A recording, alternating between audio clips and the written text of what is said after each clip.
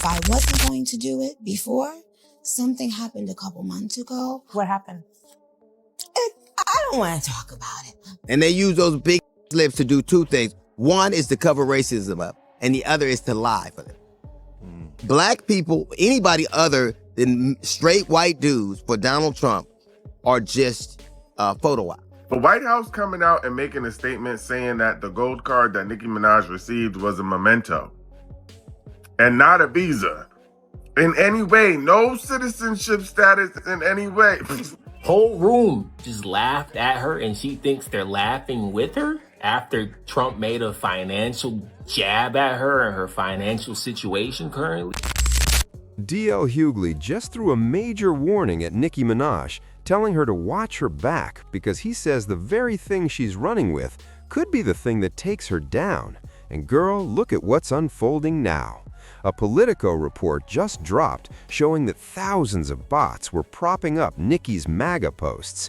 Meanwhile, her lawyer just bounced, and she's still staring down a $10 million lawsuit. As for Trump, not a single mention since that rally. And that citizenship payoff she was counting on didn't happen. The White House confirmed that gold card she was flexing, just a souvenir.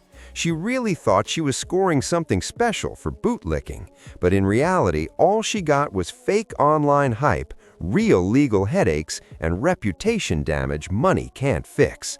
But here's where it gets darker. Nobody's talking about the kind of powerful people Nicki might have ticked off behind the scenes. We know about the lawsuits, we know the lawyer bounced, but who else is tangled up in these cases? Her husband's legal mess has always been complicated, and some of the names in those court docs, they don't play. And on top of everything, insiders say people are worried about Nicki's mental state. Isolation, mounting legal pressure, possible substance issues, allies walking away. This combo has crushed celebs before her. And when someone that influential starts feeling like they have nothing left to lose, the real danger? It's not always coming from the outside. Laugh and say it's cool, but when it's a bunch of celebrities out here taking and committing suicide and themselves, it's not fucking cool. It's not fucking cool because you think because it's not on you when the heat is not on you. Of course it's cool. If you felt the heat, it would not be fucking cool, my nigga. All right, let's break down that Political report because honestly, it's kind of cringe. A company called Ciabra dug into Nicki's social media around a time she was going full throttle for Trump, and what they uncovered, thousands of the accounts boosting her MAGA posts weren't even real. We're talking over 18,000 bots faking engagement, making it look like she had a massive army behind her. At one point, 56% of the comments on her pro-Trump posts were completely fake. Think about that. She literally needed a bot army to make it seem like people were riding with her. And the irony is wild. Nicki spent years flexing about her fan base, talking about how the Barbs always had her back. But during this MAGA stunt, real support barely existed. They literally had to make it up. So not only did she sell out for nothing, but the massive movement everyone thought was behind her? Yeah, it wasn't even human. Am probably the president's #1 fan. And that's not going to change. And the hate or what people have to say, it does not affect me at all. It actually motivates me to support him more. Now, Nicki claims critics don't faze her at all. But here's the thing about acting unbothered. It only works when your real life isn't literally collapsing. Because while Nicki was brushing off the backlash, her legal mess went up in flames. TMZ reported that her lawyer, Matthew Abbott, straight up quit in the middle of a $10 million lawsuit. Court documents show Abbott filed that Nicki just stopped replying to texts and emails, basically ghosted him cold. And that lawsuit is from a former fan named Tamir Peak, who's been suing her since 2024, claiming she falsely accused him of crimes and stalking. He's asking for $10 million, and the allegations are no joke. Here's the twist.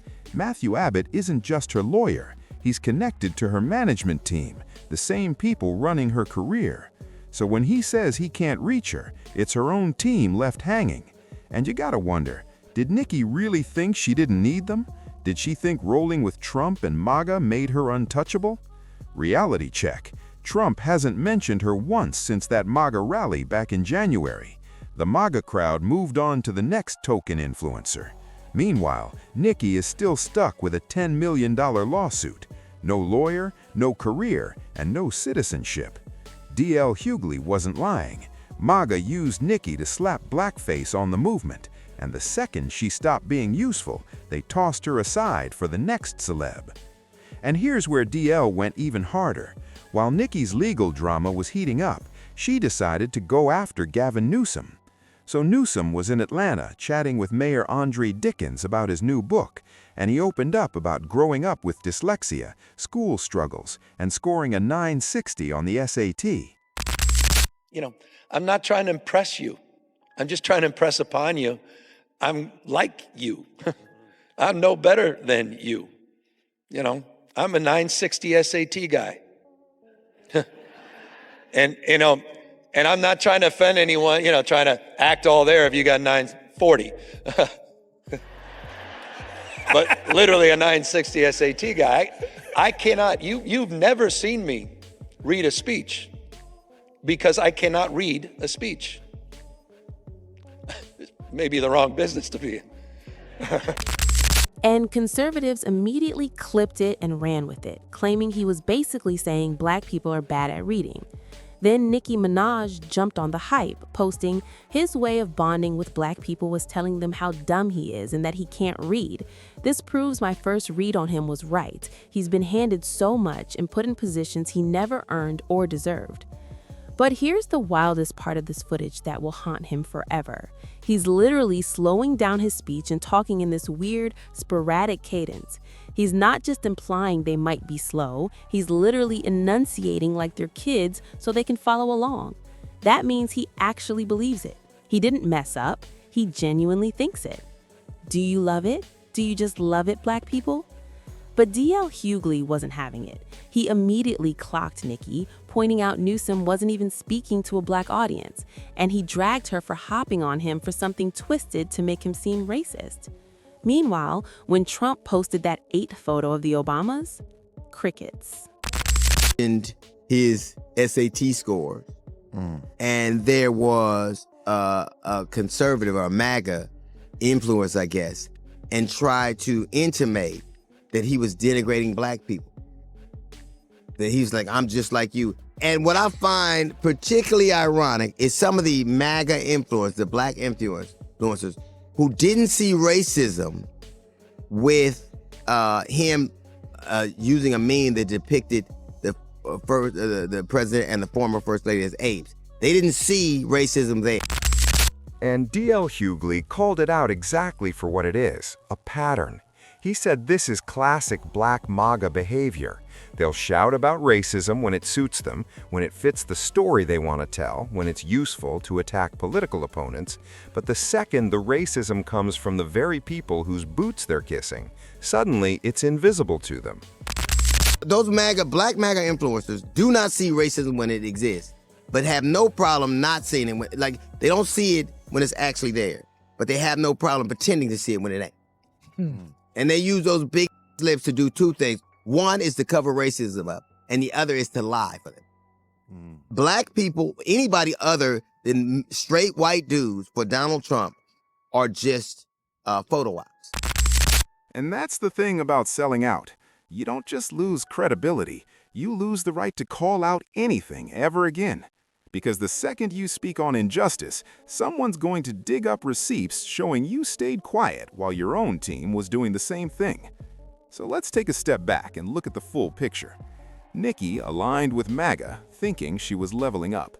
But instead of real fans, she got bots. Instead of legal protection, her lawyer dipped.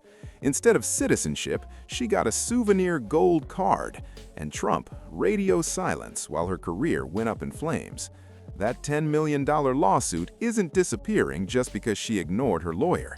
Now she's facing it with no legal backup because she thought she was too important to answer texts. And then there's her husband's legal mess. When you're tied to someone with that record, you're tied to the people around him too. Think about it. Kenneth's crew might feel dragged into all this because of Nicki's MAGA stunt.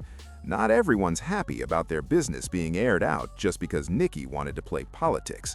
Meanwhile, Trump abandoned her, and MAGA never really cared about her in the first place.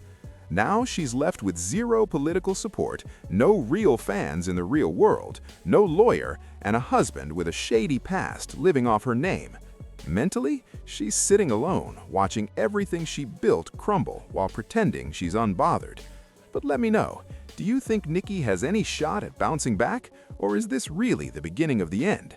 Does she even deserve a second chance at this point?